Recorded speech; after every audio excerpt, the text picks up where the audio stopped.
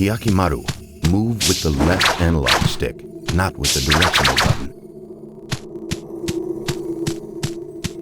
Good, well done, Hyakimaru. Move with the left analog stick while holding down the L1 button. This will allow you to strafe from side to side. Use it to avoid exposing your back to your enemy. Press the L1 button to center the camera in the direction you are facing. Jump with the X button. Yes, very good, Hyakimaru. Now try pressing the X button one more time while in mid-jump. Well done. That was an excellent double jump. Now for back practice. The square button does a light attack and the triangle button does a heavy attack.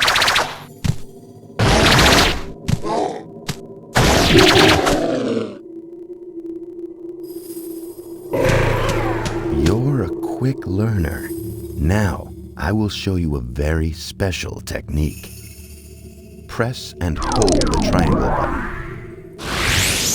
When your sword flashes, let go of the triangle button. Attack the enemy using that technique. Then press the buttons as they appear on the screen.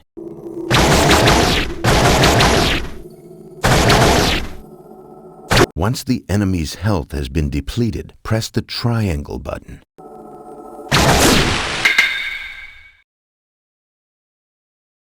Very well done, Hyakimaru. Try to get as many slashes as you can.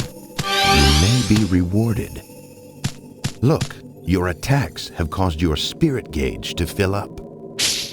See the blue gauge blinking in the upper left corner.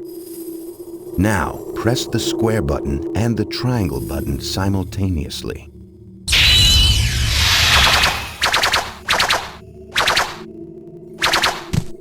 Excellent. You have successfully performed a spirit attack. You will be able to learn more spirit attacks by finding spirit scrolls. Press the L2 button to change weapons. See how the weapon in your hand changed? Try an excellent swordsmanship. There are many other kinds of swords. Be sure to try each one at least once. Now, press the L2 button to return to using your sword arm. Finally, I will explain how to use the weapons I've built into your body. First, your right arm. While using your sword arm, press the R1 button. Impressive, isn't it? I call it the repeater arm cannon. This weapon can be used when you have your sword arms drawn. It is very effective, but there is limited ammo, so use it wisely. Now your left leg, press and hold the R2 button. Once you select your target using the cursor, press the triangle button. Quite powerful. Hey, Hyakimaru. I call it the guided leg cannon. It is very powerful, but uses special ammo. Use it sparingly. Oh, I almost forgot. Those swords in your arms? As you defeat demons with them, the swords will increase in level. Be sure to use them often, Hyakimaru, for they will serve you well. Hyakimaru, your journey begins here. Steel your will. Be strong. Defeat the 48 fiends and return here alive. I await you, Hyakimaru.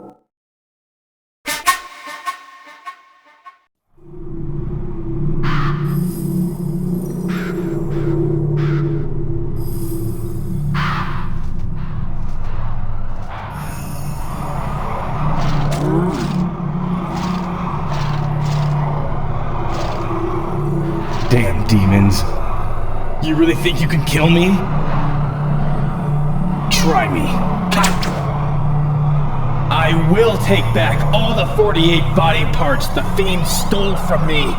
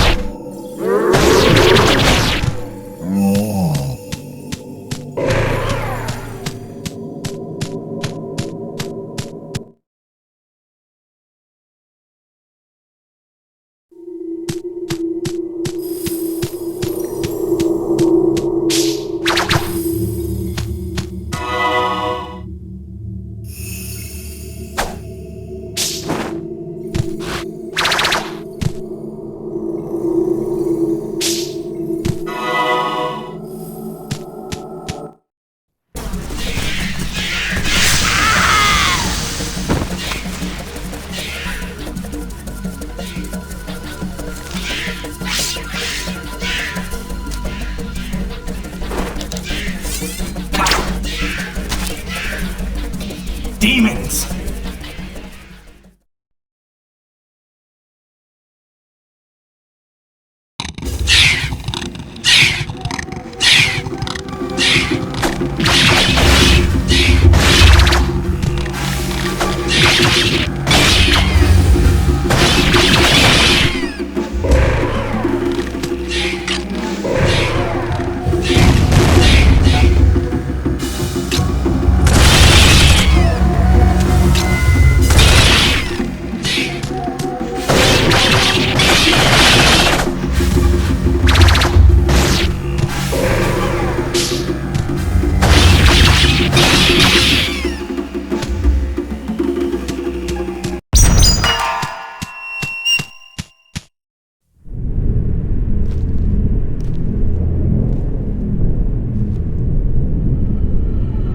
What is that?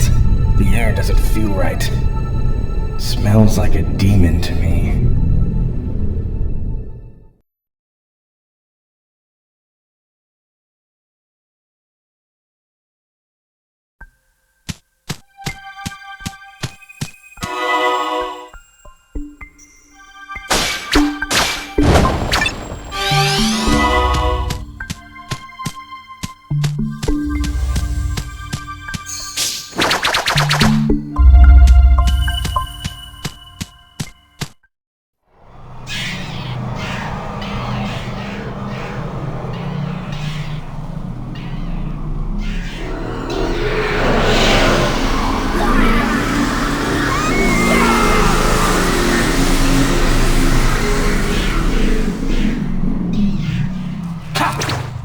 I finally found one! These fiends live off the sorrow and despair of humans! I'm here to take back my body!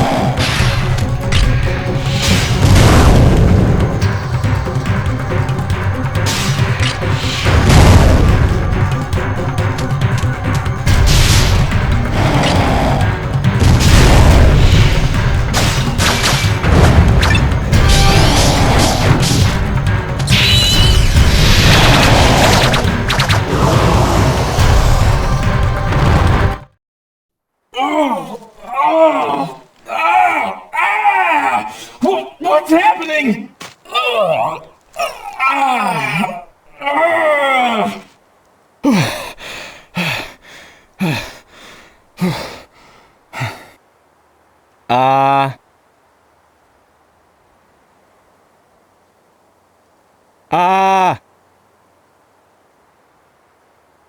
My voice. It's my own voice. I got my voice back.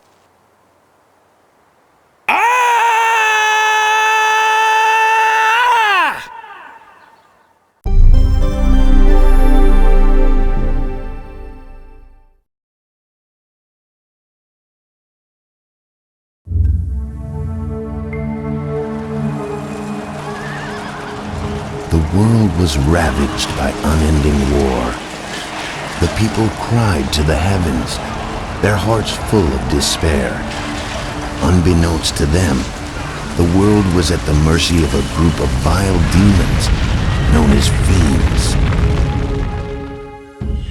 One day, a terrible omen appeared in the sky. When morning came, not one, but two suns rose in the east. However, while one sun shined more brightly than ever, the other gave off a dull, black light, as if it were but a shadow of the real sun. It seemed as though the gods of the heavens could no longer bear to witness the troubled times on earth, and parted ways with the gods of darkness. The gods of darkness, the fiends, looked upon this omen with fear. To them, the appearance of two sons foretold the birth of a human that would have the power to end their dark rule. However, the fiends could not destroy this child of light themselves. They discovered, however, they could corrupt the child's birth parents. The fiends approached Kagemitsu Daigo, a local samurai, and the future father of the child of light, and enticed him with promises of power. One night, in his dreams, Kagemitsu Daigo saw a vision. In this vision, he was told that he would be given the power to bring order to this chaotic world. Daigo, thinking that he had received a vision from the heavens, gathered all his courage and ventured to the temple called the Gates of Hell alone. As Daigo stood there, surrounded by the possessed statues of the 48 fiends, he was told that the price of his power would be his firstborn child. The sudden demand threw Daigo into a panic.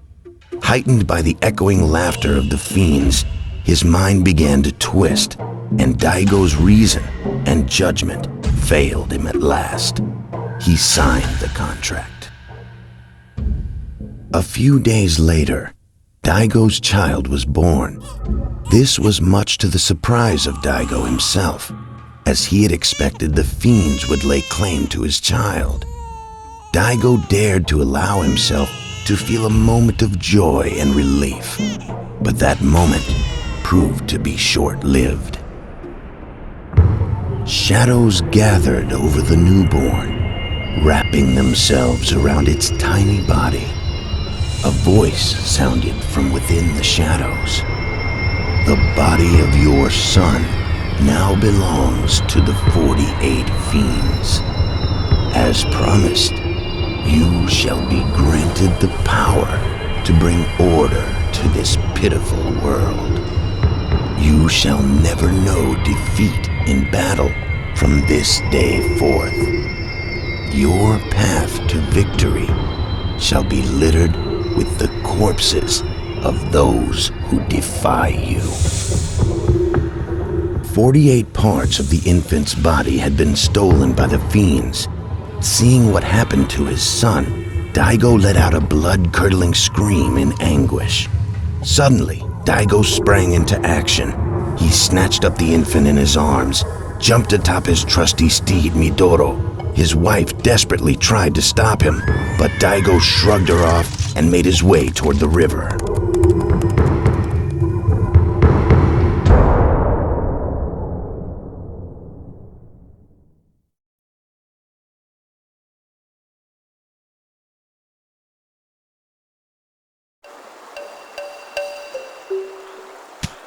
I can save the game here.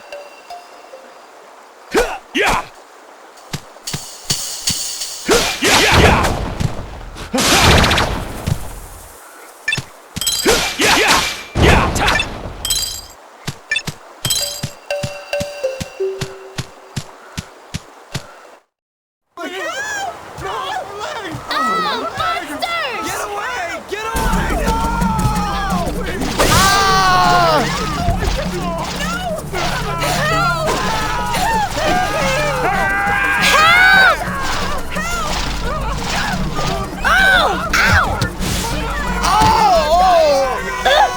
Stay back.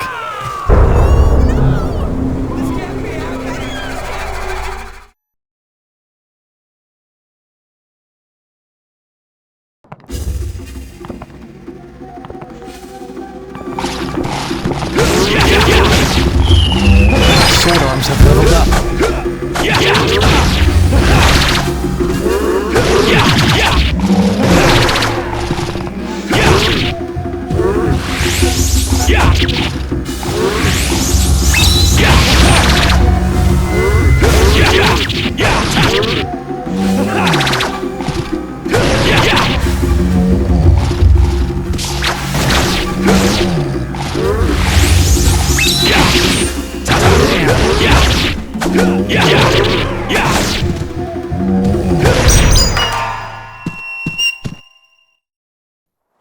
Don't worry. I've killed all the demons. My arm? It's fake.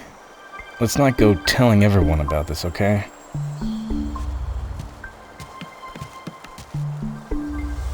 Why are you following me? That sword in your arm. I bet it was forged by a master swordsmith. I don't know. Maybe it was. It works good enough for me. I thought so. You mind if I take it? Take it? You? Don't make me laugh. I am the world-famous thief, Dororo. Come rain or shine, once I set my eyes on a treasure, it's mine. I don't think you get it. This thing is attached to my arm. It's a part of me. You can't get rid of me that easily. I will get that sword. Are you stupid? Staying near me is certain death. You saw them, didn't you? I'm haunted by ghosts and demons. Well, the world-famous thief is afraid of nothing. Thief or not, don't follow me.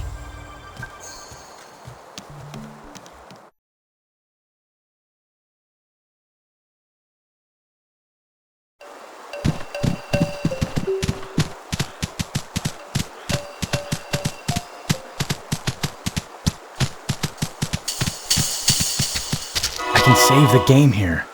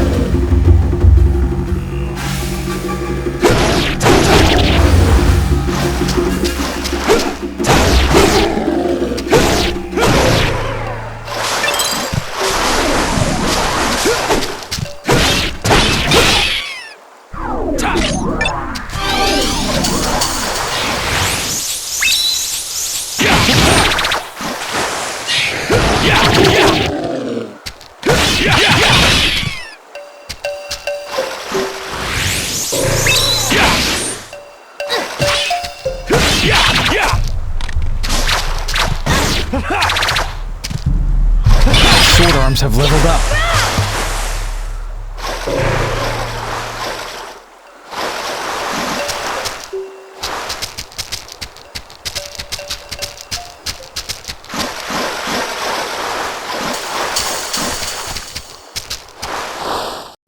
Oh! Help! Dororo! Let me go! Let me go! Help!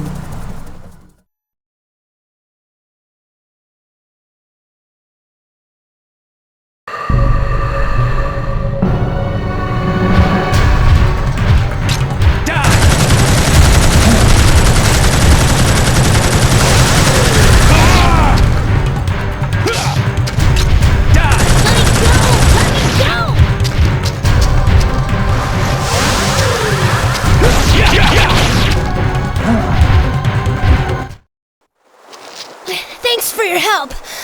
I'll cover your back.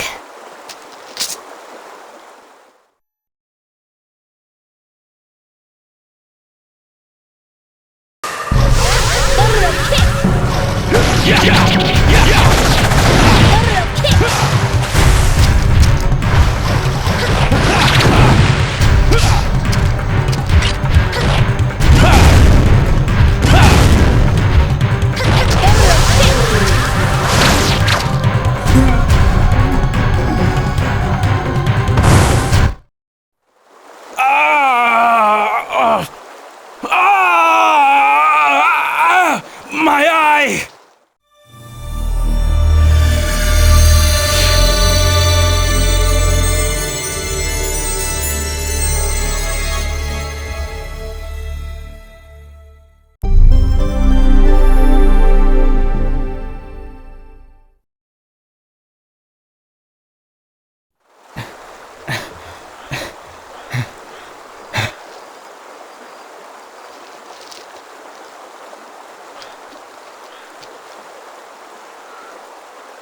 I can see.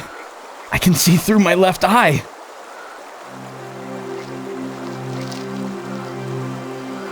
Dororo. You're Dororo.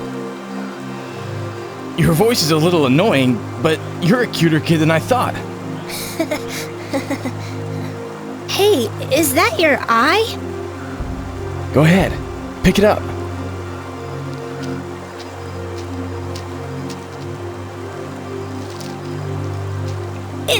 It's a fake eye. You scared? I don't blame you.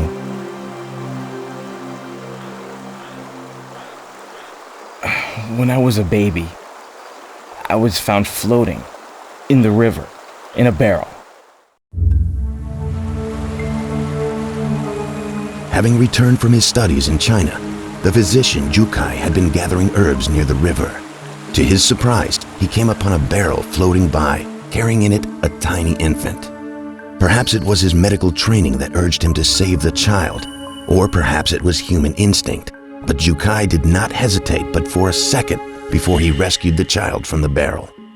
Yet upon examining the child, he was at a loss for words, for he did not know any medicines that could help this cursed infant. However, as Jukai fed the child, he watched the infant sip at its porridge. He felt its burning desire to live and decided to raise the child as his own.